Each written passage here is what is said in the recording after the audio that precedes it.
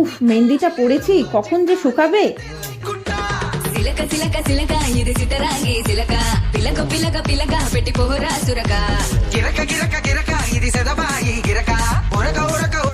আরে বাবা, এই জায়গাটা তো চুলকাচ্ছে, কি করে চুলকাই?